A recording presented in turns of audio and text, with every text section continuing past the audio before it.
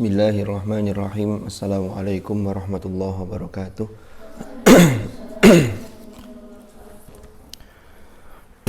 Alhamdulillahi wa kafa wa salamun ala ibadihi allatsina astafa, amma ba'd. Sebelum kita lanjutkan, mari kita buka majelis kita dengan bacaan Ummul Quran. Mudah-mudahan majelis ilmu ini oleh Allah ditakdir menjadi majelis ilmu yang nafi'an mubarakan fid din wad dunya wal akhirah. Ala hadhihi niyyah wa ala kulli niyatin salihah wa ala ma nawainahu wa ala ma nawainahu salafus salih. Thumma ila hadratin nabiyil mustafa Muhammadin sallallahu alaihi wasallam wa alihi wa ila silsilati masyayikhina fi ta'limina wa ta'allumina khusus Imam Abi Wahyiddin Abi Zakaria Yahya bin Sharaf An-Nawawi Asy-Syafi'i wa nafa'ana bihim wa bi'ulumihim fid dharain amin. Al-Fatihah. Bismillahirrahmanirrahim.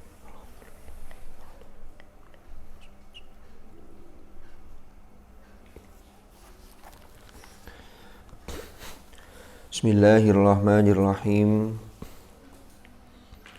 Qala al-muallif rahimahullahu ta'ala wa nafa'ana bihi wa bi'ulumihi fid dharain amin. Ini yang sudah kelas 3 aliyah, berapa orang yang hadir yang ada ini? Yang kelas 3 jenengan sama? Oh. Yang lain kelas berapa? 4, 5, 6. Bismillahirrahmanirrahim. Wa an Abi Shalih, dan diceritakan dari Abi Shalih qala, beliau berkata, kata Abu Shalih, qadima nasun min ahlil Yaman. Dulu ada orang-orang dari penduduk Yaman itu datang ala Abi Bakrin As-Siddiq, artinya mendatangi Abu Bakar As-Siddiq.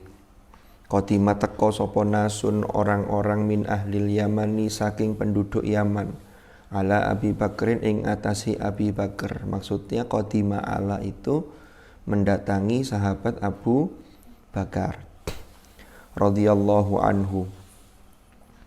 Faja'alu yaqra'una al-Qur'ana, faja'alu yaqra'una al-Qur'ana, kemudian mereka mulai membaca Al-Qur'an. Faja'alu yaqra'una al-Qur'ana, maka kemudian mereka mulai membaca Al-Qur'an. Wa yabkuna, dan menangis sapa mereka, yaitu nasun min ahlil Yaman.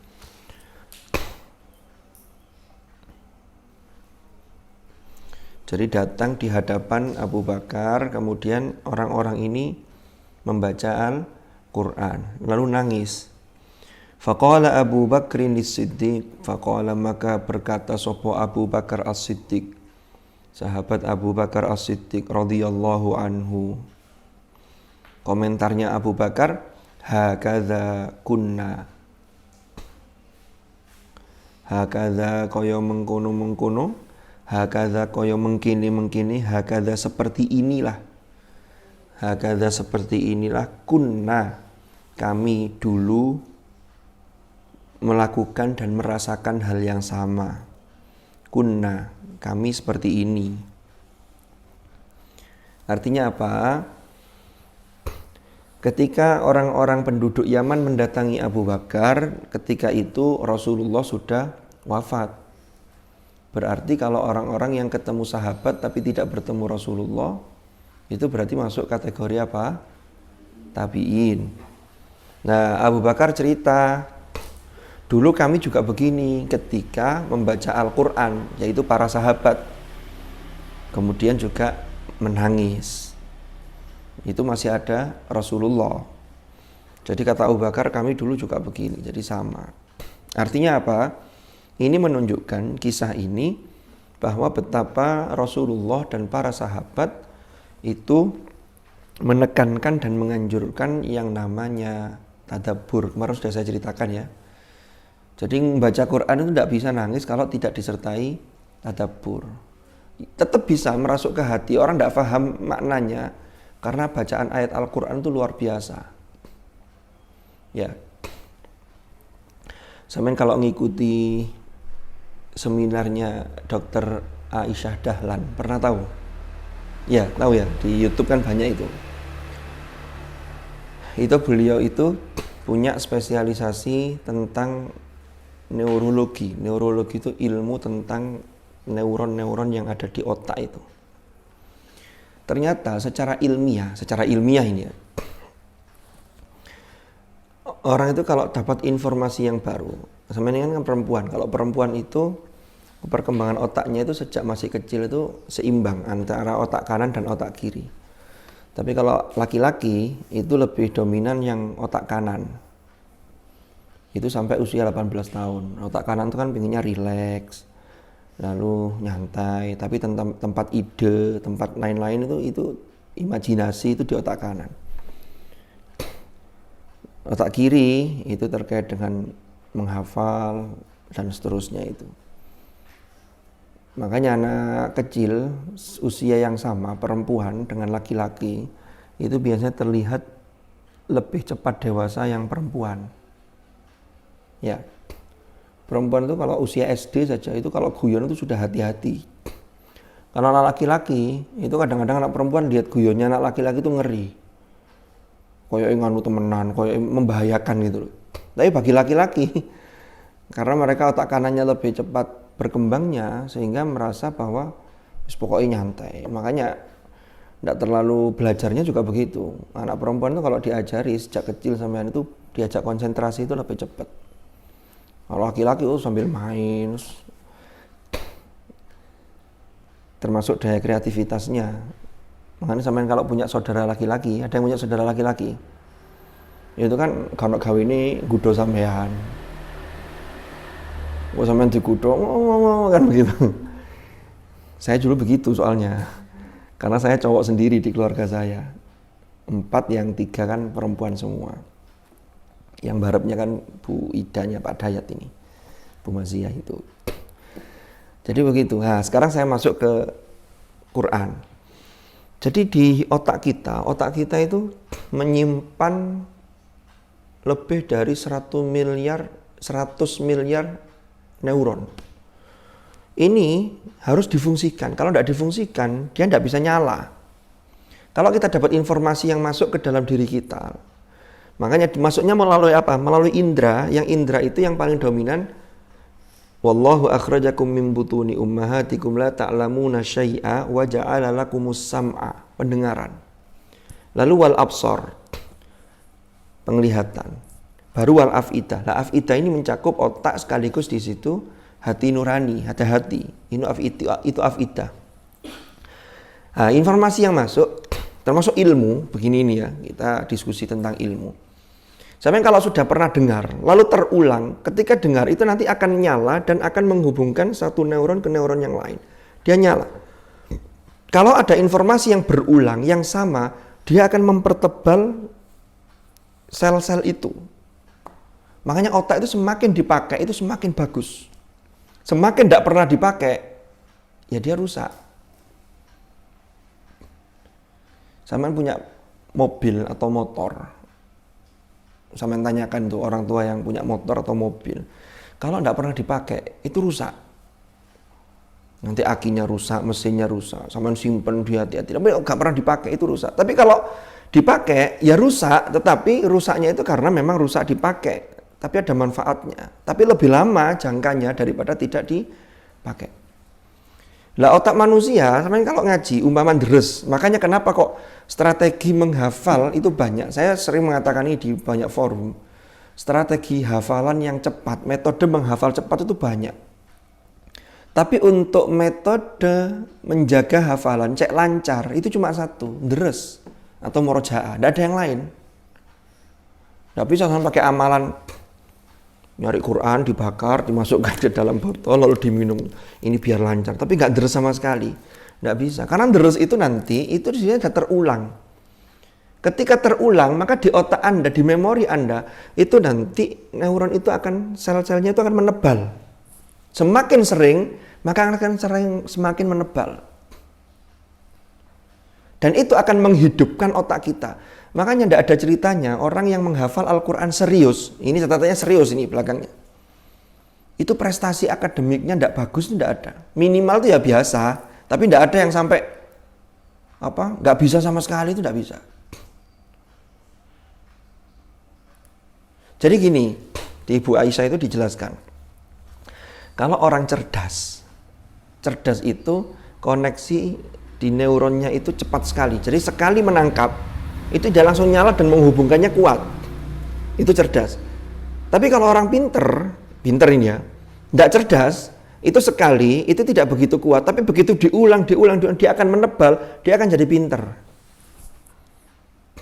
Makanya biasanya penyakitnya orang cerdas, biasanya ya, cerdas tapi kalau males, dia kalah dengan yang pinter tapi asalnya tidak cerdas tapi pinter. Kenapa kok bisa pinter? Karena gara-gara dia rutin untuk mengulang apapun, termasuk hafalan. Makanya sama yang diberi anugerah oleh Allah otak yang cerdas itu harus bersyukur. Mungkin ada di antara kalian kalau pas nambah hafalan, yang dibaca sebelah sini, yang ditambah yang sini sudah langsung katut hafal. Saking cerdasnya. Mungkin ada. Kalau saya tidak bisa begitu. Harus dibaca dulu beberapa kali. Nah itu di sini. Nah Quran, kalau lafadz-lafadznya itu di otak kiri. Itu kerja otak kiri. Tapi kalau musik, itu di otak kanan. Makanya kalau ini bisa dilakukan secara seimbang, jadi agama kita itu sungguh sangat benar dan luar biasa. Rasulullah itu sudah memerintahkan zayyinul Qur'an nabi aswatikum, hiasilah Al-Qur'an itu dengan suara-suara kalian. Nek sampean ngajine enak, tartilnya enak, di lagu tartil itu bisa memfungsikan dua otak, yaitu kiri sekaligus kanan. Menghafalnya ada di kiri, kanannya itu terkait dengan lagunya sehingga didengarkan tuh enak, itu cepat hafal. Sambil diangen-angen maknanya, tadabbur. Lalu di tadabbur itu nanti di situ ada bagaimana otak kanan kita itu terstimulus untuk di situ ada kreatif. Oh begini, jadi kalau kiamat itu begini, bayangannya begini. Sehingga otak kanan juga bekerja. Itu lebih bagus. Makanya ngaji kenapa kau harus di fasohah lalu belajar fasohah yang benar. Di samping itu memang untuk menjaga kemurnian Al-Qur'an yang harus seperti itu. Tapi di sisi ilmiah yang lain tuh ada seperti itu. Bahkan dicontohkan orang ngafalkan lagu. Lagu itu kalau lirik lagunya itu posisinya di otak kiri. Tapi karena lagu itu diaransemen dengan musik, ya kan? Maka di situ ada keseimbangan antara otak kiri dan kanan. Kalau musiknya ada di otak kanan. Sehingga sampean kalau ngafalkan lagu yang ada musiknya, lirik lagu yang ada musiknya, ya ada lagunya itu lebih cepat dibanding lagu umpama ada teks lagu yang belum ada aransemen musiknya, dinyanyikan datar. Makanya muncul ilmu tentang permusikan, ada nada tangga nada dan seterusnya itu ya. Lagu wajib termasuk Indonesia tanah airku, kan gitu. Monggo hafalan nih Indonesia tanah airku, tanah tumpah darahku. Lama. Ngaji ya ngono. Wadduha walaili idza sajama wa ta'aka rabbuka wa ma qala walal akhiratu khairul laka minal ula. Beda dengan wadduha walaili idza sajama wadda'aka rabbuka wa ma qala. Jadi enak, kita sendiri mendengarkan bacaan kita itu enak. Rungono murotal, kan begitu ada nadanya. Itulah pentingnya tadabbur. Jadi itu mengarahnya ke tadabbur. Jadi bisa termasuk kalau ada yang dianugerahi oleh Allah suara yang bagus lalu diolah lalu latihan ilmu nagom. Ada bisa qiraah di sini. Latihan ilmu nagom, ini nahawan, ini ros, bayati, syika dan seterusnya. Lalu bisa nanti tinggal menerapkan. Kalau ayatnya yang sedih, oh ini cocoknya pakai nagom ini, nagomnya sedih. Sehingga tadabburnya masuk. Jadi jangan dikira tidak ada fungsinya, itu semuanya ada kegunaannya. Bagi yang tidak bisa, seperti saya ini tidak bisa ilmu nagom, karena bisanya hanya satu lagu, yaitu kurni, syukur muni. Ya sudah dinikmati aja. Yang penting, bi aswatikum, zayyinul Qur'ana bi aswatikum, itu terkait panjang pendeknya, ahkamut tajwidnya itu tidak menyalahi riwayat, tidak menyalahi diroya. Jadi sesuai aturan yang ada. Ada pertanyaan? Bismillahirrahmanirrahim. Wa an Hisyamin qala. Dan diceritakan dari Hisyam. Hisyam sama Hashim beda tulisannya. Qala berkata sapa Hisyam. Kata beliau, rubbama sami'tu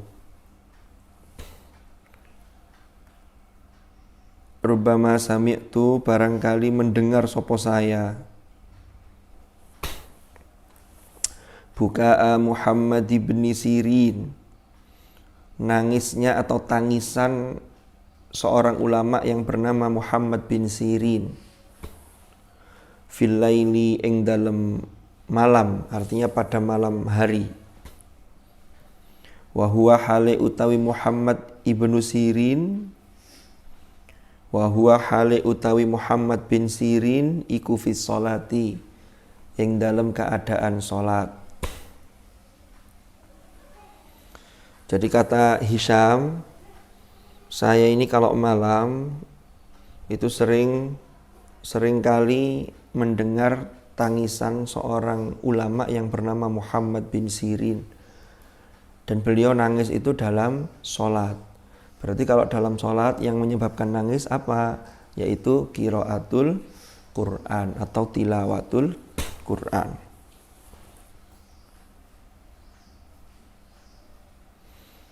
Jadi saking tadabburnya di dalam sholat, baca Al-Quran itu sampai nangis. Sholatnya sendiri itu sudah, kalau tingkatan-tingkatan para ulama yang masuk pada kategori tingkatan orang khusus, para aulia, para wali, itu sholat itu sesuatu yang sangat dirindukan. Jadi kalau sudah masuk waktu sholat itu bersegera sholat. Kenapa? Karena sholat itu istirahat dari banyak hal. Termasuk Rasulullah juga begitu. Saya kemarin ngaji di teman-teman mahasiswa itu, gara-gara ada pertanyaan apa itu ya, terus cerita tentang sholat. Sahabat-sahabat itu kalau pas perang lalu terkena panah, umpama ya, terkena panah, itu panah yang nancep, anak panah yang nancep di tubuh beliau itu tidak langsung dicabut, tapi beliau biasanya sebentar, saya tak sholat dulu. Jadi ketika sholat itu baru dicabut, itu tidak terasa. Itu saking asyiknya beliau ketika sholat. Jadi itu ingat Allah. Lah kita ini enggak. Kalau kita ini begini, nyari barang yang hilang, kunci lemari umpama ketelesut hilang, punang di sini. Akhirnya sholat. Begitu sholat ingat.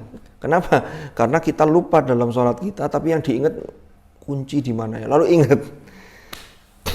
Kadang iling pas sholat, karena saya dieling-eling segala hal. Ini memang PR buat saya juga. Jadi padahal sholat itu seharusnya yang diingat itu ya Allah. Makanya dibuka dengan Allahu Akbar, itu kan Allah yang paling besar, yang maha besar. Yang lain berarti kecil, termasuk kunci-kunci tadi itu kecil. Ya. Makanya para sahabat itu ketika sudah Allahu Akbar, anak panah yang nancep di tubuh itu kecil sehingga dicabut itu tidak terasa. Karena sudah Allah, kan begitu. Ini perlu latihan, termasuk bagaimana bisa menangis ketika membaca Al-Quran, apalagi dalam sholat. Saya kalau Ramadan ya ngimami taraweh pakai 1 juzan itu. Tapi ya kalau di Indonesia ini untuk ngimami taraweh yang 1 juz ketika Ramadan itu kalau dipakai sambil nangis susah. Tadabbur saja sulit. Kenapa? Karena makmum itu pengennya saat juz ya cepat mari. Lawang jangankan 1 juz, pakai at-takasur itu loh, itu juga pengennya cepat mari. Bahkan kadang-kadang kalau di musola di kampung itu dibanding-bandingkan. Ndek kene kok suwe, ndek kono wis mari. Jadi sana sudah sholawat umpama masuk salat tarawih yang ke-8 umpama. Di sini kok masih 5. Ndek kono wis 8. Meneh pindah rono. Jadi kalau 1 juz ya biasa. Kalau belum bisa nangis ya yang penting sudah dipakai untuk sholat. Karena itu tadi kondisi yang ada. Karena kalau kelamaan jamaahnya protes. Saya biasanya standarnya itu sholat plus tarawih 20 plus witir 3 mulai sholat isya sampai selesai doa itu 1 jam. Itu sudah 1 juz. Jadi itu standarnya. Wa an Hisham sudah ya. Wal atharu utawi atharus sahabat. Jadi athar itu adalah apa yang pernah dilakukan, bisa pekerjaan, bisa perbuatan, bisa perkataan yang dilakukan oleh para sahabat dan generasi-generasi ulama salaf juga. Fi hadza wal atharu utawi athar fi hadza ing dalam masalah ini itu yaitu menangis ketika membaca Al-Qur'an. Iku kathiratun banyak. La yumkinu tidak mungkin apa hasruha menghitungnya. Tidak mungkin menghitungnya. Maksudnya saking banyaknya sampai tidak terhitung gitu loh. Wa fima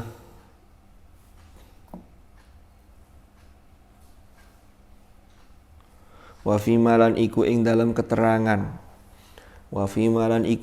keterangan asyarna yang telah kami tunjukkan. Asyarna kang telah menunjukkan sopo kami. Ini kata penulis kitab ini Imam Nawawi. Asyarna yang telah kami tunjukkan ilaihi kepada keterangan tersebut. Wa nabbahna dan telah kami peringatkan alaihi ing atase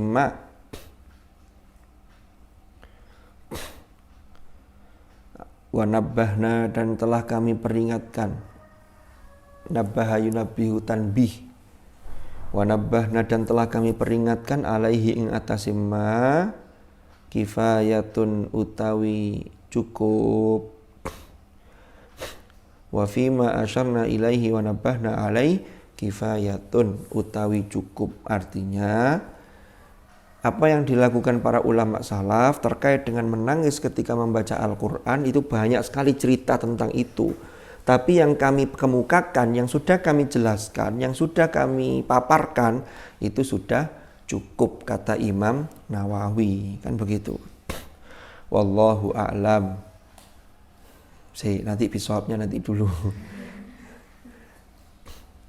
Wallahu utawi Allah iku a'lamu. Maha mengetahui, paling mengetahui. Lanjut. Qala berkata dawuh sapa al-Imamu Abu Hamid Al-Ghazali. Imam Abu Hamid Al-Ghazali, Imam Al-Ghazali berkata atau dawuh kata beliau, al-buka'u utawi nangis mustahabun al-buka'u utawi nangis iku mustahabun disunnahkan.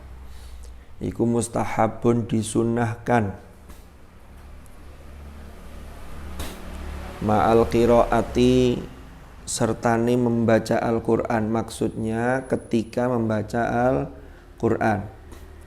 Ma'al qiraati ketika membaca Al-Qur'an. Wa indaha lan di sisi Al-Qur'an, maksudnya indaha itu dan ketika mendengarkan Al-Qur'an.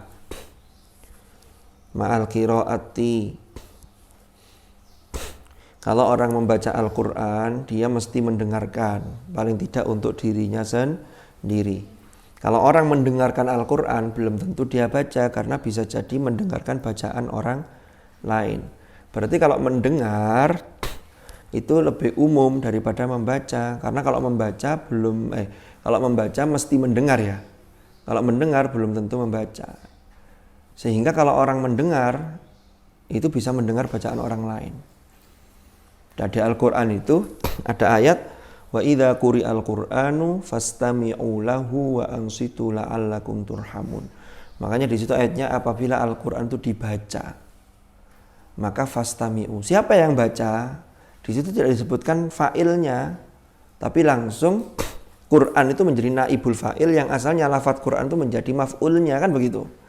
Apabila dibaca Al-Quran, siapa yang baca? Ya bisa sampean sendiri, bisa orang lain. Pokoknya dengar suara Al-Quran. Apa yang harus kita lakukan?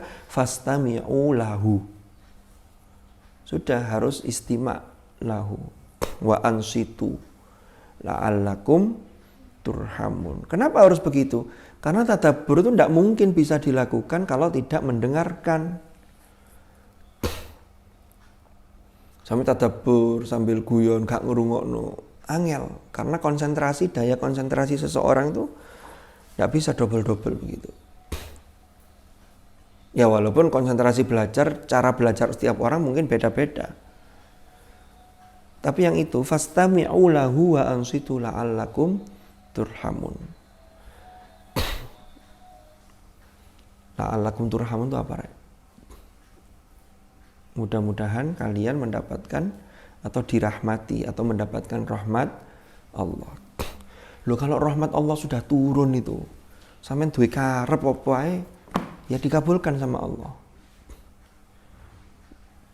Makanya dulu di hadis di bab-bab awal dulu di At-Tibyan ini ada hadis barang siapa atau seseorang yang dia disibukkan dengan Al-Quran, lalu dia lupa untuk meminta kepada Allah, maka Allah akan berikan apa yang terbaik yang diminta oleh penduduk bumi. Apa yang terbaik yang diminta oleh orang-orang yang meminta kepada Allah. Diberikan itu. Jenenge sibuk itu ya apa, Rek?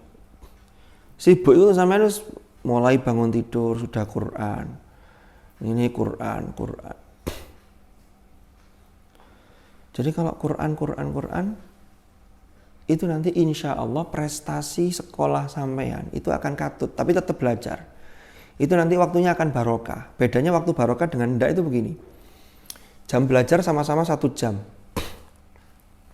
Kalau yang punya waktu barokah, itu ketika buka buku, itu boleh jadi 15 menit sudah paham. Sehingga 1 jam itu dapatnya banyak hal, karena dia sudah paham. Tapi kalau waktunya tidak barokah, 1 jam dibolak-balik gak paham. Dibolak-balik tidak paham. Itu gimana cara mendownload keberkahan waktu? Tidak lain adalah dengan Al-Quran. Sudah banyak cerita-cerita yang tidak masuk akal karena memang tidak rasional, tapi ini suprarasional. Suprarasional itu akal kita tidak mampu menjangkau. Ya.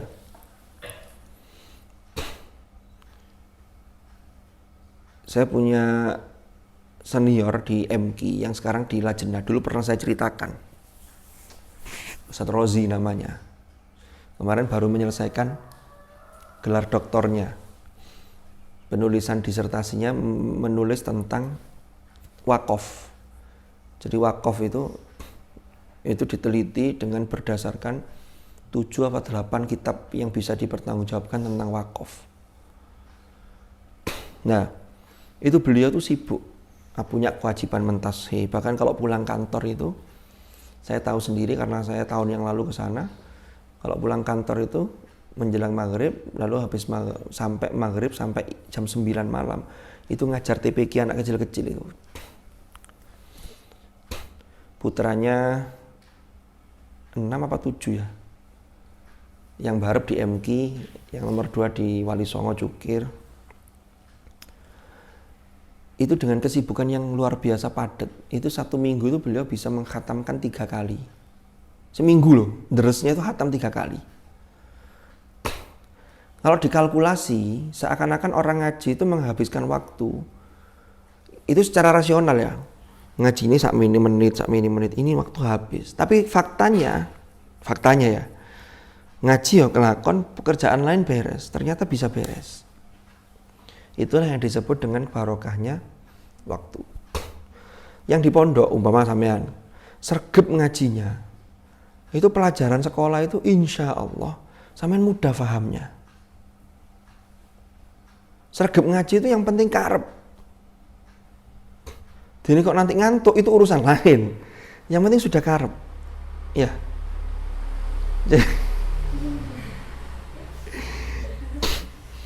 Nggak apa-apa, biasanya kalau ngantuk jam segini itu mungkin tidurnya kemalaman atau bangunnya lebih awal. Jadi sebelum subuh itu sudah bangun jam 3 atau setengah 3, Lalu qiyamul lailnya itu tahajudnya 4 rakaat, witirnya 11 rakaat. Lalu deresnya berapa juz, kan begitu. Saya lanjutkan. Jadi kalau yang di pondok sampai sergap ngaji itu insya Allah cepat paham. Semakin malas ngaji, semakin malas deres, semakin jarang deres. Itu biasanya katut lian-liane, kalau orang Jawa bilang itu keter. Keter itu apa ya? Terbengkalai. Susah lain-lainnya tuh uang ya bisa nonton nih. Itu juga terkait dengan barokahnya waktu. Kalau tidak percaya, silakan dicoba. Saya dulu ketika masih mondok, ini beberapa kali saya ceritakan, biar neuron di otak kalian tuh menebal. Karena informasinya kan terulang. Jadi kalau ada informasi kebaikan terulang tuh jangan protes. Oh, wis tahu. Itu untuk terkait dengan mutolaah, murojaah, biar neuron di otak kita ini menebal. Sehingga kalau menebal, kita tidak hanya alim tapi menjadi khobir. Khobir itu terkait dengan khibroh. Karena sering diulang, sehingga tahunya jadi pengalaman. Makanya sampai ada ungkapan, pengalaman adalah guru yang terbaik. Lalu ditanya, kenapa kok pengalaman menjadi guru yang terbaik? Karena pengalaman tidak pernah memberi PR. Nah, begitu. Tapi tugas terus yang harus diselesaikan, itu pengalaman itu. Zaman pengalaman jadi santri, pengalaman menghafal Quran. Itu di awal-awal itu mungkin sulit, tapi lama-kelamaan itu otak kita sudah biasa, deres biasa. Itu harus dipaksa memang awalnya. Ya. Yang biasa dilakukan itu jadi kebiasaan. Nanti kebiasaan itu lama-lama akan jadi karakter. Dan itulah nanti yang akan mengantarkan kita bagaimana kita ini menuju Tuhan, menuju Allah. Karakter itu. Mohon maaf, orang embongan itu ya. Ya tidak semuanya ya, mohon maaf kalau mungkin ada orang tuanya yang cari ma'isyahnya lewat jalan ini. Ada di embong-embong itu, ada supir angkot, supir bis. Itu kadang-kadang pergaulannya, omongannya itu sumpah serapah, atau orang Jawa bilang misuh tahu ya. Itu sudah dianggap hal yang biasa. Itu kalau sudah mendarah daging, kesandung titik yang keluar dari mulutnya itu misuh. Dikageti konconi misuh. Ini bahaya. Lalu yang dibicarakan yang tidak baik. Beda dengan mungkin anak-anak yang dididik dengan baik. Kesandung istighfar, astagfirullahaladzim. Kaget istighfar. Ini akan menjadi kebiasaan yang akan mengantar kepada kebaikan. Nah nanti orang itu, ya ayyuhal insan innaka kadihun ila rabbika kadhan famulaqih. Kita ini berjalan menuju Tuhan, ini diarah di jalan yang baik. Kalau orang itu sudah melakukan baik, maka walaupun kita tidak boleh sombong, tetapi sepersekian persen itu sudah mengarah ke husnul khotimah. Kan husnul khotimah tergantung kebiasaan toh. Di pondok begini, menghafalkan Quran. Setiap hari kegiatannya itu ngaji, nambah, ada ziyadah, ada murojaah, deres, merosinau, jamaah, belajar bersama, mungkin ada musyawarah, ya kan? Lalu khitobah, tibaan, istighosah, khotmil Quran.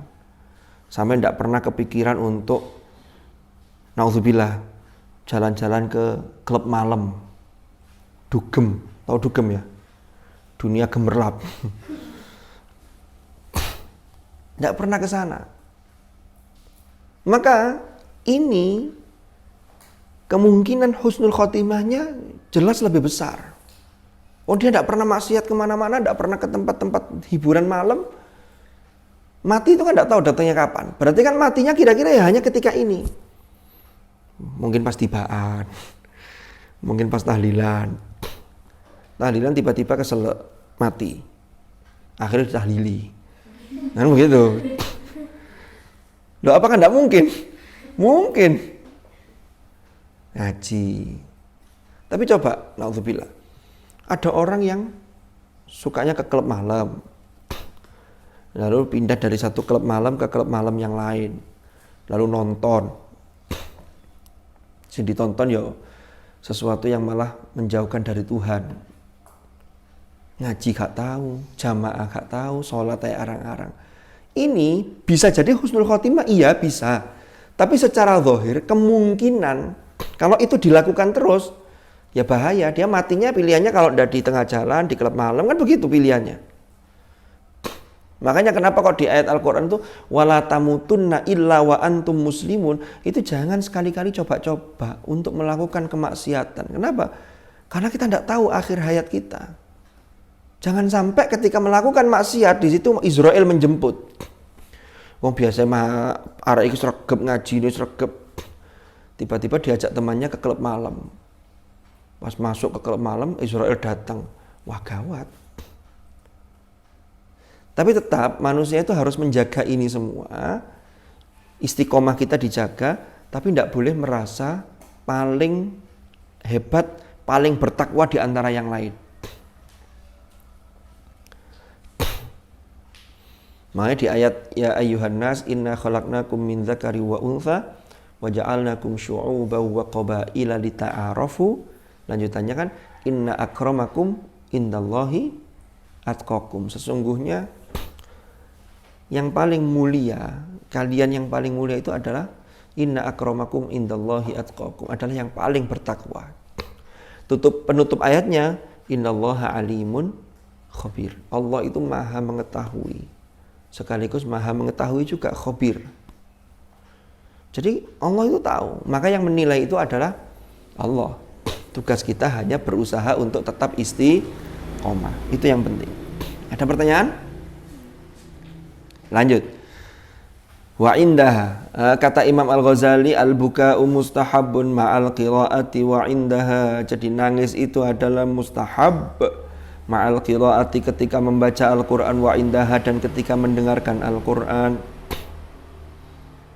Nah ini, qala berkata sopo Imam Al-Ghazali, atau menjelaskan, Imam Al-Ghazali menjelaskan, kata beliau, wa tariquhu utawi caranya, metodenya, wa tariquhu utawi caranya atau metodenya, fi tahsilihi, ing dalem menghasilkan atau agar berhasil untuk menangis ketika membaca Al-Quran atau mendengarkannya. Cara menghasilkannya seperti apa? Prosesnya seperti apa ini? Kata beliau,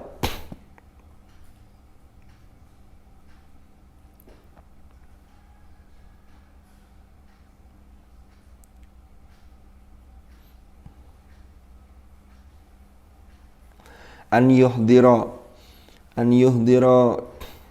iku an yuhdira yentoh menghadirkan sopo seseorang.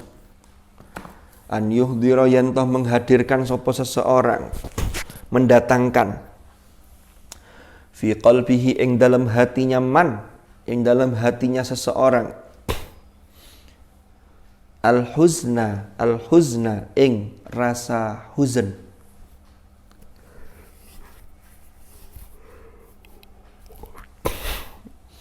Al-huzna ing rasa huzn, sedih, khawatir.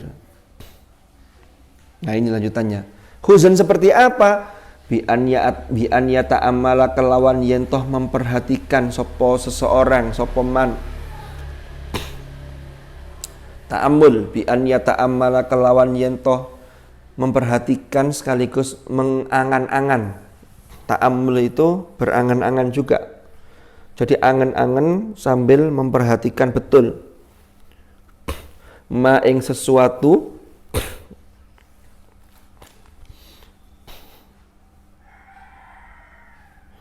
ma ing sesuatu,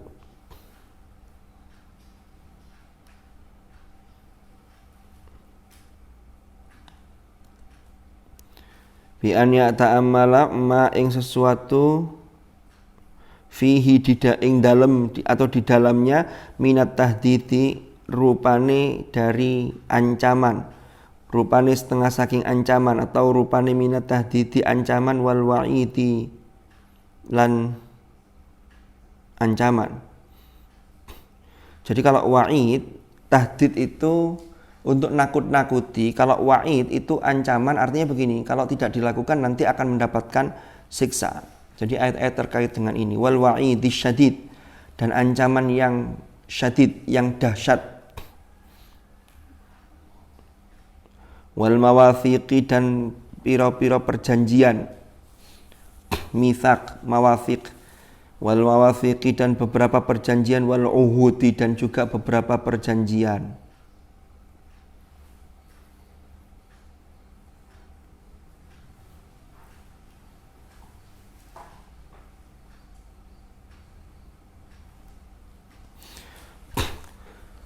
Kalau dalam bahasa Arab, wa'dun itu janji, sama ahdun itu janji. Bedanya apa?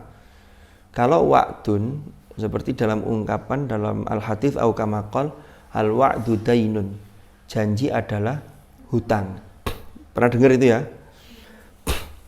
Kalau janji pakai wa'dun, itu janji biasanya dari satu pihak. Ini sampai nanti kalau saya dapat rezeki ini, sampai saya kasih uang 100.000. Berarti janji dari satu pihak saya. Sampai tak janjeni, mau begitu. Ternyata kok saya pas dapat rezeki banyak, saya sudah janji mau infak 100.000 ke sampean, tidak saya tunaikan, maka itu termasuk hutang. Karena orang janji itu termasuk hutang. Makanya tidak usah janji kalau tidak bisa memenuhi, kan begitu. Tapi kalau ahdun, itu perjanjian dua pihak. Perjanjian di antara dua pihak. Umpama sampean beli tanah. Ini kok banyak nyamuk ini ya? Nyamuk apa lalat ini? Nyamuk. Jenisnya apa? Kalau ahdun itu perjanjian dua pihak. Umpama saya beli tanah ke sampean. Tanah yang ini yang untuk bangunan rumah. Jadi tanahnya sekian, luasnya sekian kali sekian, tanah kaflingan lah. Lalu ada perjanjian di atas materai. Nah, perjanjian dua belah pihak di penjual beli tanah ini terkait dengan ahdun. Termasuk mithaq. Mithaq itu biasanya perjanjian yang kuat. Maka di sini disebut mawathiq. Jamaknya mithaq. Mithaq itu perjanjian yang kuat. Di Al-Quran disebut mitsaqon ghalidha, itu perjanjian yang pertama adalah Nabi Musa ketika perjanjian dengan Bani Israel. Lalu mitsaqon ghalidha, perjanjian yang kuat, yang tebal, yang sangat kuat, itu adalah perjanjian antara dua manusia, laki-laki dan perempuan ketika akad nikah. Sehingga perjanjian itu didasarkan dan digantungkan kepada Allah. Makanya orang berkeluarga, orang menikah itu tidak sesederhana seperti yang dibayangkan para remaja. Kalau udah nikah kayaknya indah banget. Umpama begitu. Tidak hanya seperti itu. Itu perjanjian yang sangat dasar. Makanya kenapa dalam Islam itu dijaga betul bagaimana interaksi pola hubungan antara laki-laki dan perempuan. Kalau sebelum nikah itu tidak boleh aneh-aneh. Bahkan bersentuhan tangan pun tidak boleh karena strumnya besar.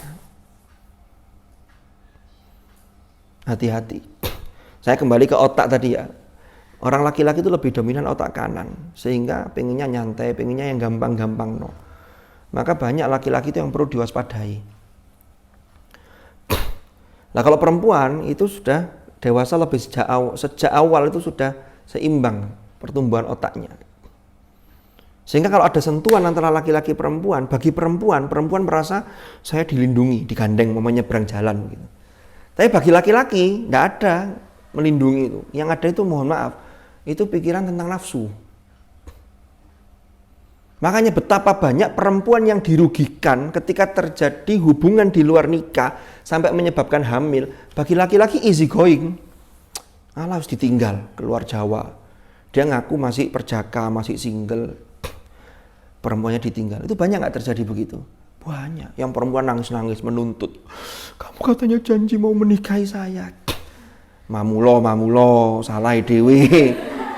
Itu janjeni ngono kok percaya men. Hati-hati.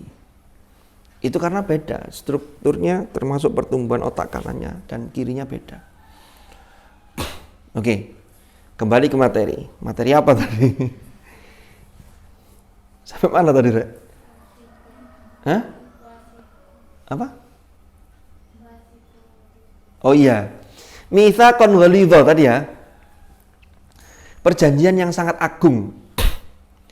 Jadi orang menikah itu tidak hanya perjanjian dua orang yang disaksikan yang hadir ketika itu, enggak.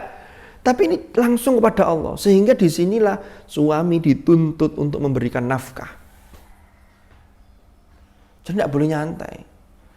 Kata Bu Aisyah, saya melanjutkan yang tadi saya ceritakan. Apa hikmahnya kok laki-laki itu otak kanan yang lebih dulu berkembang dibanding otak kiri? Karena laki-laki itu harus dipersiapkan untuk memberikan nafkah. Maka dia harus punya ide, punya pikiran-pikiran kreatif bagaimana agar keberlangsungan rumah tangga itu biasa terus berlanjut. Sementara orang perempuan kan lempeng-lempeng, artinya lempeng itu begini. Oh ini dia mengatur gitu loh. Makanya jadi perempuan itu yang bisa mengingatkan suaminya. Jangan justru malah menjerumuskan kepada hal-hal yang terlarang. Suaminya diajak korupsi. Gara-gara penghasilannya yang perempuan ini tidak bisa mensyukuri.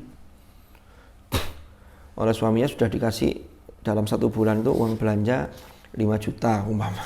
Kata perempuan, mas masih ya kurang. Make up saya aja tidak boleh segini. Make upnya maunya niru istrinya Raffi Ahmad. Itu kan tidak nutut. Wong Nagita, siapa panggilannya itu? Gigi itu, oh itu saja untuk apanya saja itu harganya sekian juta. Samanya tidak usah niru-niru yang begitulah. Makanya idola itu sangat mempengaruhi kejiwaan seseorang. Dulu pernah saya ceritakan ya, sampean mengidolakan siapa, oh itu sampean bisa terobsesi kayak begitu.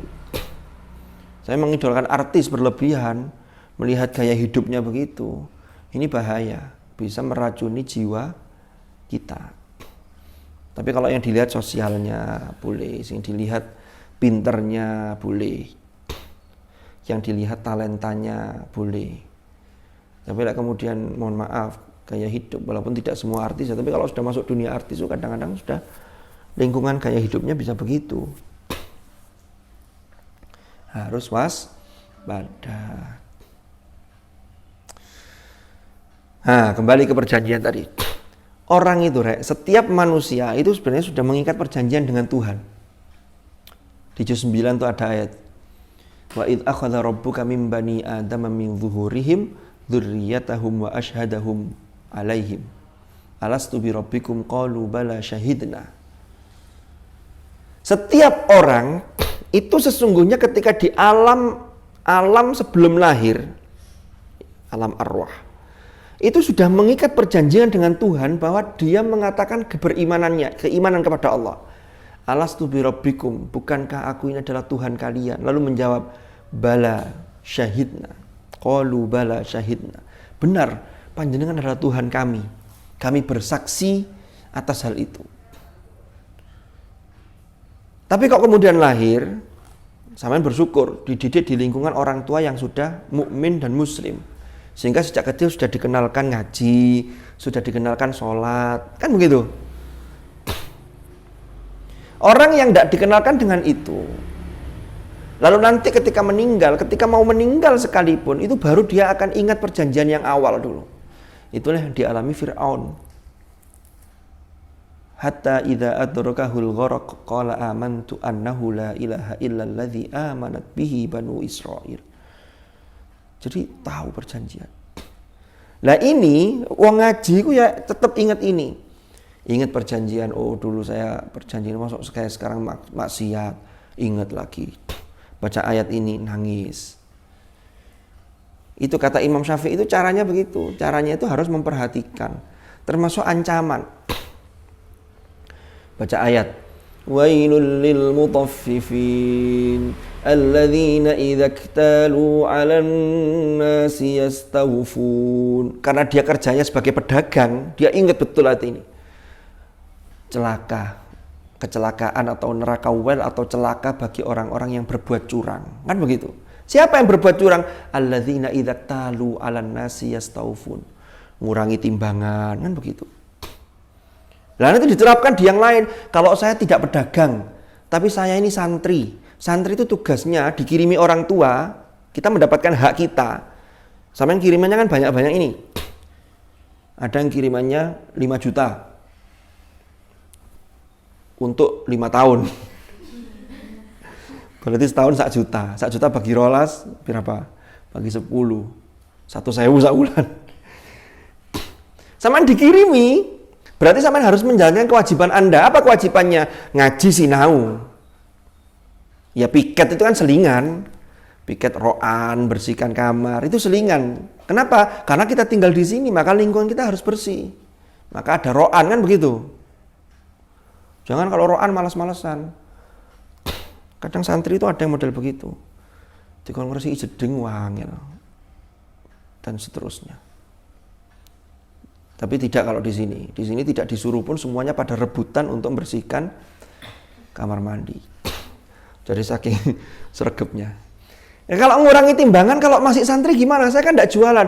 Berarti wailul lil mutaffifin alladzina idza talu 'alan nasi yastawfun. Itu berarti ngurangi timbangan itu sampean ngurangi kewajiban Anda. Tidak sregep, males. Sampean baca ayat Al-Mutaffifin nangis. Ya Allah, saya kok begini ya. Tapi tidak hanya diam sampai di situ nangis, enggak. Mulai hari ini, mulai detik ini, saya sregep. Saya tidak mau mengurangi timbangan. Karena nanti saya dimintai pertanggungjawaban oleh orang tua dan oleh Allah. Nak sampean mondok 6 tahun oleh opo? Kiriman benulan lancar. Mama. Orang tua tapi tidak ada yang undang-undang begitu, tidak ada. Tetapi ini sebagai kita sebagai anak, bagaimana birrul walidain kita gitu loh, Rek. Kok sampean sregep gini gak sregep? Sudah di lokal hufat. Orang-orang pada menghafal semua. Ya kecuali kalau ngafalnya baru mulai kelas 3 aliyah, lalu baru dapat sekian, itu mungkin karena ada faktor apa, masih belum harus ada pembenahan bacaan. Tapi lihat tahfidnya sudah kelas 1 sanawiyah, 6 tahun gak hatam-hatam. Ini ada apa? Ini tanda tanya besar ini. Berarti ada yang salah dalam manajemen waktu yang kita lakukan. Gitu loh. Cobalah merenung itu. Itu ayat wailul lil mutaffifin bisa diterapkan. Belum lagi bicara tentang kiamat. Ya Allah, ancamannya kok ngeri. Itu untuk motivasi diri, bukan untuk malah pesimis. Jadi orang itu begini, Rek. Umpama baca ayat Waja'at sakratul mauti bil haqq dzalika ma kunta minhu tahid wa nufikha fis suri dzalika yaumul wa'id. Dan datang sakaratul maut itu dengan sebenar-benarnya. Sakaratul maut itu pasti benar, pasti terjadi. Semua orang yang pernah hidup pasti merasakan sakaratul maut. Di kitab, saya lupa kitab apa itu ya. Itu ada penjelasan begini, Rek. Sam bin Nuh itu putranya Nabi Nuh yang menurunkan bangsa Arab dan lain-lain. Yang nanti kalau sampean belajar ilmu tentang asal-usul bahasa Arab, nanti ketemu rumpun bahasa Semit. Saya tidak cerita ke sana terlalu jauh nanti. Singkat cerita, Nabi Isa alaihi salam, Nabi Isa itu salah satu mukjizat beliau itu bisa menghidupkan orang yang sudah wafat. Salah satunya diceritakan di Tambihul Ghafilin kalau tidak salah. Itu Nabi Isa itu menghidupkan kembali Sam bin Nuh. Sam bin Nuh itu sudah meninggal 5.000 tahun sebelumnya. Jadi orang-orang umatnya Nabi Isa ketika itu, kalau orang yang baru meninggal dihidupkan itu tidak percaya. Itu kan tas mati nih. Minta yang sudah sekian ribu tahun. Akhirnya dihidupkan lagi Sam bin Nuh. Dihidupkan dan atas izin Allah hidup. Lalu ditanya, kan beliau-beliau itu orang yang meninggal sejak masanya Nabi Adam alaihi salam sampai nanti hari kiamat, itu kan belum diproses untuk masuk surga atau neraka, belum diproses. Masih di alam yang namanya alam barzakh. Itulah yang di ayat disebutkan wa mi waraihim barzakhun ila yaumi yub'atsun. Sampai hari dibangkitkan mereka itu. Tetapi mereka itu sudah tahu nanti tempatnya itu di mana, itu sudah tahu. Sehingga mereka difasilitasi kalau memang menjadi tamu surga. Dulu pernah saya jelaskan ini. Lah Sambino itu ditanya, apa yang dalam hidup yang sampai sekarang itu masih tidak bisa terlupakan? Kata beliau apa? Ya saya yang masih terasa rasa sakitnya dan tidak bisa terlupakan. Itu adalah ketika proses sakaratul maut. Ketika berpisahnya ruh dari jasad ini. Itu sakitnya itu sampai sekarang masih terasa. Padahal sudah meninggal 5.000 tahun kurang lebih. Itu saking sakitnya sakaratul maut.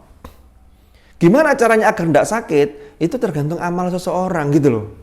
Nah amal seseorang itu nanti akan mendownload rahmat Allah sehingga rahmat Allah turun ketika sakaratul maut itu dimudahkan oleh Allah. Makanya doanya Allahumma hawwin alaina fi sakaratil maut wan najata minan nar wal afwa indal hisab. Jadi begitu.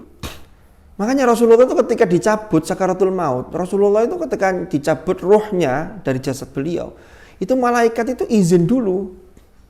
Bahkan malaikat nunggu di luar dulu, mertamu dulu ke Rasulullah, nyuwun izin. Karena sudah ditugaskan oleh Allah. Bahkan Rasulullah itu diberi pilihan. Mau tetap di sini atau kembali ke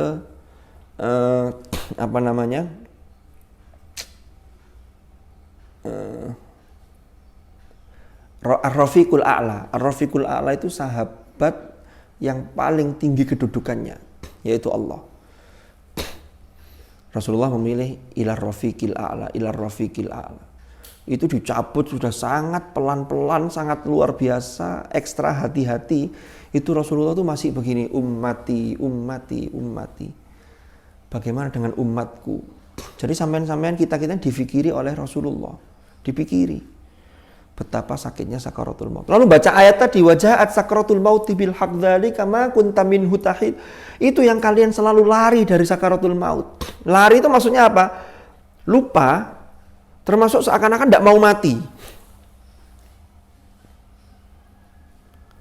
Lalu karena tidak mau mati, kalau merasa hidup terus di dunia, gara-gara apa? Alhaakumut takatsur umpama. Karena berlomba-lomba, menumpuk harta. Hatta zurtumul maqabir. Orang kalau merasa hartanya banyak, lalu merasa harta itu adalah tujuan dan itu yang ditumpuk-tumpuk, merasa dia bisa kekal dengan hartanya, padahal enggak. Sudah banyak ceritanya orang yang hartanya banyak, yo mati juga kan. Wajahat sakratul mauti bil haq dzalika minhu tahid. Dzalika ma kunta minhu tahid wa nufikha fis sur, dan ditiupkan sangkakala. Dzalika yaumul wa'id.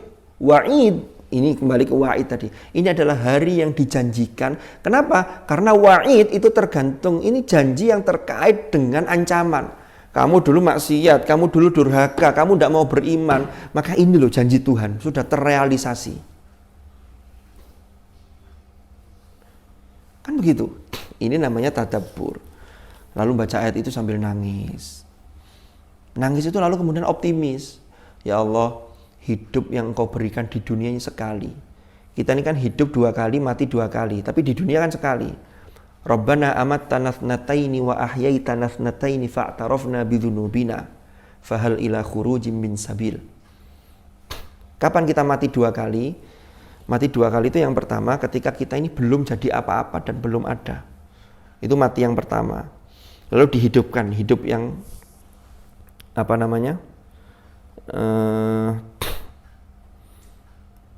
hidup ketika kita di dunia, lalu mati lagi untuk menunggu persidangan akhirat, lalu nanti dihidupkan lagi di akhirat. Jadi itu terkait dengan kehidupan. Bahkan ada yang bilang kehidupan kita ini ketika ada kehidupan di alam rahim, ini sebagai permulaan untuk menuju ke alam dunia. Jadi kita ini masih tergantung. Makanya Iqra bismi rabbikal ladzi khalaq, khalaqal insana min 'alaq. Allah menciptakan manusia itu dari alaq. Alaq itu maknanya apa? Kalau kita lihat terjemahan itu segumpal darah, tapi alaq itu ternyata dalam bahasa Arab itu seakan-akan kayak segumpal darah tapi menempel secara kuat. Makanya alaq di rahim ibu. Nempelnya kuat. Ini menunjukkan apa? Ini isyarat bahwa manusia itu adalah makhluk sosial yang selalu butuh kepada orang lain. Tidak ada yang tidak butuh ke orang lain. Dan tentunya kita butuh pada Allah karena Allah tempat bergantung. Allahus Somad. Ya. Ini ngajinya kebanyakan cerita ya, mohon maaf ya. Jadi kayak ceramah. Sampean nggak tanya, saya cerita aja. Tanya-tanya, monggo. Monggo. Lanjut. Nah ini. Yata'ammal, thumma yata'ammalu, kemudian, nah ini lanjutannya yang penting ini. Thumma yata'ammalu, kemudian berpikir atau memperhatikan atau mengangan-angan sapa seseorang. Kemudian berangan-angan atau memikirkan atau memperhatikan sapa seseorang taksirahu ing kelalaiannya dia. Fi dzalika ing dalam hal tersebut. Tsumma yata'ammalu taksirahu ing kelalaiannya. Jadi kelalaian seseorang. Ya Allah, selama ini saya kok sudah jauh. Selama ini saya kok deres-nya kurang. Selama ini saya kok jamaahnya males. Selama ini saya kok sholatnya begini. Jadi orang tuh kalau mau introspeksi begitu, itu insya Allah akan jadi baik. Tapi kalau tidak pernah mikir sama sekali, alah saya urip apa-apa saya jalani aja, waya sembayang sembayang, waya ngaji, tapi gak ngaji-ngaji. Ya ini gak mari-mari yang begini ini. Nah kemudian ini merenung, lalu saya kok lalai, saya pengen bangkit, saya pengen hidup di dunia yang sekali ini mempersembahkan yang terbaik. Itulah cara berpikir yang optimis. Kalau cara berpikir yang pesimis, lapo ngoyo-ngoyo urip di dunia, wong ujung-ujung yo mati, lo keliru. Hama ndak kreatif nanti. Gak usah ngono-ngono kita ini akan mati kok. Semua mati memang. Tapi cara mikirnya begini, saya harus berprestasi. Karena semakin banyak prestasi yang saya miliki, maka peluang untuk berbagi semakin luas. Ketika peluang berbagi semakin luas, maka ini akan mengantarkan hidup saya menjadi semakin barokah karena saya ingin menjadi orang yang paling bermanfaat untuk yang lain. Loh kan begitu? Jangan hanya prestasi itu menjadi simbol saja. Saya ingin lomba MHQ di sini juara, di sini juara, di sini. Lalu piala ditumpuk di lemari, dipajang, kasih lampu, ditulisi. Inilah prestasi saya. Pertanyaannya bukan seberapa banyak prestasi kita, tapi seberapa besar dari prestasi yang ada itu kita bisa berbagi ke orang lain, gitu loh. Paham? Sampai ini di sanawiyah aliyah itu memperbanyak prestasi sampai nanti ketika kuliah. Nanti actionnya 25 tahun ke atas minimal untuk anak-anak sampean. Paling tidak sampean hidup sekali itu gak izin nang anake ngono lho. Cerita nang anak itu rada bangga lho. Ibu dulu nak, ini lho piala ibu juara begini. Ayo mosok ibu juara sampean gak gelem, ayo diulangi bareng lho kan begitu. Ya walaupun orang tua itu anak itu tidak harus sama persis dengan orang tua, tapi paling tidak kan memotivasi kita. Tapi jangan dibanding-bandingkan, nanti minder anaknya. Karena boleh jadi anak punya keahlian yang boleh berbeda. Jadi paling tidak, ojo sampai hidup sekali lalu cerita ke anaknya, ya Allah nah ibu pian gak munggah 3 tahun, gak naik kelas kok 3 tahun. Nanti anaknya jadi tidak semangat. Karena anak kecil itu mikirnya simpel begini. Saya disuruh belajar ngoyong-ngoyong. Ibu dulu gak naik 3 tahun nang dia, kan begitu. Akhirnya anaknya jadi tidak semangat. Tapi kalau sampean di rumah nanti sampean sudah hafizah 30 juz, lalu setiap pagi deresnya sekian juz, anak akan melihat, itu lingkungan akan terbentuk. Ya Allah, orang tua saya ngaji, sehingga sampean menjadi orang tua yang diidolakan oleh anak-anak. Kita memang tidak pernah bisa milih dari mana kita terlahir dan di mana di keluarga siapa kita terlahir. Kalau yang punya orang tua yang bisa memotivasi, bersyukurlah. Yang bisa menginspirasi Anda, bersyukurlah. Tapi kalau Anda punya orang tua yang mohon maaf ngaji saja tidak bisa, maka itu jadikanlah itu sumber inspirasi Anda bahwa orang tua saya tidak bisa ngaji, maka saya harus bisa ngangkat derajat orang tua saya dan saya harus bisa ngaji, saya harus hafal Quran. Harus begitu, jangan mikirnya pesimis. Oh aku dikon ngapalno Quran, orang tua saya juz amma aja ndak hafal, kok enak loh. Bukan kok enak, ini untuk sampean sendiri biar enak gitu loh. Mesti orang tua itu kalau sudah usia sekian 30 tahun ke atas tuh mikirnya begini, ya Allah saya cuman keilmuan saya cuma begini, jangan sampai anak saya itu kayak saya. Anak saya harus lebih pintar dari saya. Saya kan tidak tahu masing-masing orang tua kalian. Tapi tetap syukuri. Jangan sampai merasa terlahir dari keluarga, saya kok begini ya, enak orang tuanya sana begini. Jangan, kita tidak bisa milih dan tidak pernah bisa memilih orang tua kita. Itulah yang dinamakan takdir yang mubrom. Sudah tidak bisa dirubah, sudah lahir di situ ya sudah, kita dari situ. Saya bisa mondok dipondokkan, orang tua mau ngirimi saja sudah alhamdulillah ya. Karena ada orang tua yang naudzubillah terus ngaji ini gak iso, gak mau sholatnya juga gak mau diperbaiki, lalu anaknya gak direken, gak dipondokkan. Ada orang-orang seperti itu ada.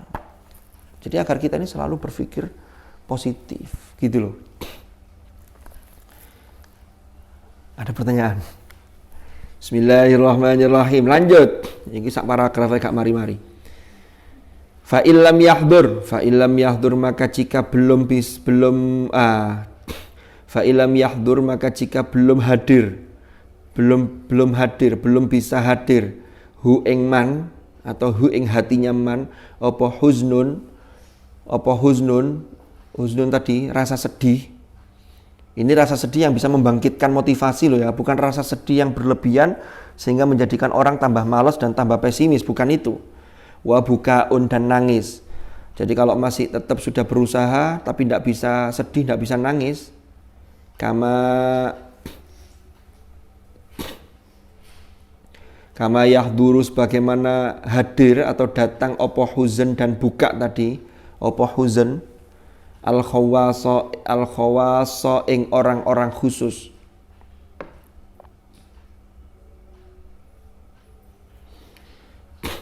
Jadi kalau orang-orang khusus yang sudah bisa tadabbur sampai nangis, kok kita ini masih belum bisa, maka kata Imam Al-Ghazali, rumusnya fal yabki, maka nangislah. Tetap nangiso. Fal yabki maka menangislah ala faqdi dzalika, ing atase hilangnya hal tersebut. Ing atase hilangnya hal tersebut, ala faqdi dzalika, ing atase hilangnya hal tersebut. Jadi kalau orang-orang khusus itu nangisnya karena tadabbur dan faham maknanya. Kalau kita masih belum bisa seperti itu, kita tetap diperintahkan untuk nangis, tapi yang ditangisi apa? Kok gak iso nangis yo? Kok hilang? Hati saya ini kenapa? Hati saya ini kok keras? Kenapa kok saya ini tidak bisa nangis? Maka disuruh nangis atas hilangnya hati yang lembut itu, yang bisa lunak, yang bisa ketika mendengarkan ayat-ayat azab itu bisa sedih, paling tidak ada getaran kesedihan. Ya Allah, perilaku saya kok masih begini. Ya. Kata seorang sufi Abu Bakar Ash-Shibli, seseorang yang sudah merasakan nikmatnya dekat dengan Allah, maka dia akan merasakan betapa sengsara dan sedihnya ketika jauh dari Tuhan, dari Allah.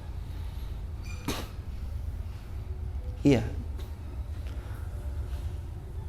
Orang yang sudah merasakan nikmatnya deres, maka betapa dia akan sedih ketika ada kesibukan-kesibukan yang menyebabkan dia sampai tidak sempat deres. Faham? Tapi orang yang tidak biasa deres, itu untuk mengkoneksikan deres yang lama, itu juga butuh perjuangan. Jika lungguh dulu, wis pingin ngadeg. Bunjuk opo gitu. Jadi ini harus kita biasakan kebaikan-kebaikan itu. Termasuk bagaimana istiqomah kita untuk deres dan lain sebagainya. Sedikit lagi. Fa innahu maka sesungguhnya hal tersebut itu maksudnya apa? Yaitu hilangnya rasa tadi itu. Rasa tidak bisa nangis, rasa tidak ada kesedihan sama sekali, rasa tidak merasa bersalah. Orang merasa bersalah itu bagus loh, Rek. Berarti dia masih punya bisikan nurani yang sehat. Sampai melakukan pelanggaran, keluar tanpa izin, umpama, lalu janjian dengan cowok, pacaran, janjian di sawah, umpama, kok kemudian balik ke pondok, lalu merasa bersalah, ya Allah, itu bagus, sehingga harus dibersihkan. Saya tidak mau ngulang lagi, saya mau tobat, saya mau rajin deres, saya tidak mau janjian, saya tidak mau pacaran, karena usia saya masih SD, masih sanawiyah dan aliyah, ini usia-usia yang saya harus belajar serius. Nanti kalau sudah kuliah, apalagi semester akhir, monggo kalau memang sudah yakin. Wayai. Si Sanawiyah itu durung wayai. Nanti lek wayai ya wayai. Lalu Anda merasa bersalah, itu bagus. Sing bahaya itu justru kalau merasa tidak bersalah. Anda sudah hilang rasa penyesalan hilang, itu bahaya. Malah diceritakan dengan bangganya. Tahu nggak cowok itu, kaya banget tuh. Ini udah cowok yang ke-15 ini. Saya nggak mau kalau cowok nggak kaya, harus tajir. Saya kan butuh duitnya, apalagi begitu. Rek ngono ya ngono tapi ya ojo ngono gitu loh. Fa innahu maka sesungguhnya faktu dzalika arti hilangnya hal tersebut iku min a'zamil masaib, termasuk paling besarnya musibah, termasuk musibah yang paling besar. Min a'zamil masaib itu maksudnya adalah musibah yang paling besar. Jadi kalau hati kita tidak ada bisikan kebaikan sama sekali, justru malah bangga dengan kemaksiatan yang dilakukan, na'udzubillah, itu adalah termasuk musibah yang paling besar. Wallahu a'lam bishawab. Ada pertanyaan? Wonten. Mudah-mudahan manfaat, mudah-mudahan barokah. Al-Fatihah.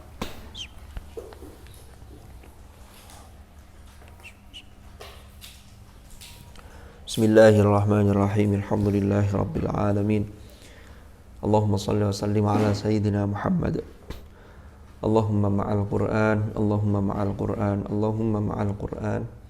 Ij'alna wa auladana wa dhurriyyatina wa ahlana wa ashabana wa tullabana wa talibatina min ahlil Qur'an wa min ahlil ilmi wa ahlil khair wa ahlil tuqah. Waj'alna wa iyyahum minal ladzina astafaita min ibadikal ladzina warithu kitabak wa sabaqu bil khairati bi idnik bi rahmatika ya arhamar rahimin. Wa sallallahu ala sayyidina Muhammadin walhamdulillahi rabbil alamin. Al-Fatihah.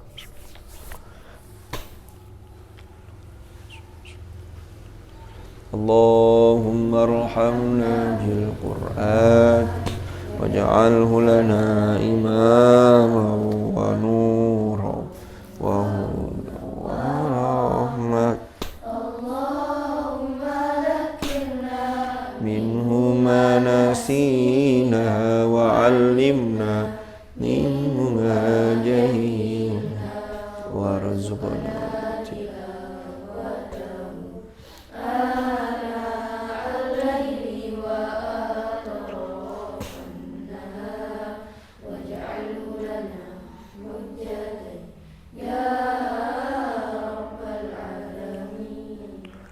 Subhanakallahumma bihamdik asyhadu an la ilaha illa anta astaghfiruka wa atubu ilaik.